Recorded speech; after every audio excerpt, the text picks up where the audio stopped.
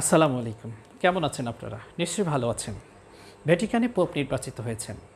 সুতরাং ভ্যাটিকান সাধারণ জ্ঞানে এখন গুরুত্বপূর্ণ একটি অংশ। আগামী সকল প্রতিযোগিতামূলক পরীক্ষায় এই ভ্যাটিকান সম্পর্কে কোশ্চেন আসবে। কয়েকটি গুরুত্বপূর্ণ তথ্য বলছি। আমরা জানি পৃথিবীর সবচেয়ে ছোট রাষ্ট্র, আয়তন, জনসংখ্যা উভয় দিক থেকেই সেটি ভ্যাটিকান। ভ্যাটিকানের আয়তন মাত্র 0.44 বর্গ কিলোমিটার, অর্থাৎ এটি চতুর্দিকে হাফ কিলোমিটারেরও কম, এবং এর জনসংখ্যা হচ্ছে মাত্র 496 জন। এটি ইতালির রোম নগরীর মাঝখানে রয়েছে, যেটি টাইবার নদীর তীরে অবস্থিত। ভ্যাটিকানে জনসংখ্যা 496 জন।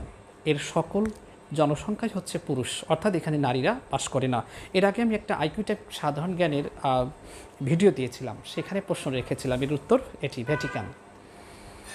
এর নির্বাহী প্রধান হচ্ছেন পোপ, যিনি রাষ্ট্রপ্রধান পদমর্যাদার।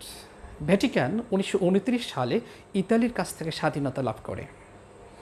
ভ্যাটিকানে কয়েকটি বৈশিষ্ট্য গুরুত্বপূর্ণ, মনে রাখবেন। এর নিয়মিত কোনো সেনাবাহিনী নেই, এখানে নদী নেই, এখানে নারীরা বাস করে না। ভ্যাটিকান সিটির কারণেই ইতালিকে বলা হয় ছিদ্রায়িত রাষ্ট্র।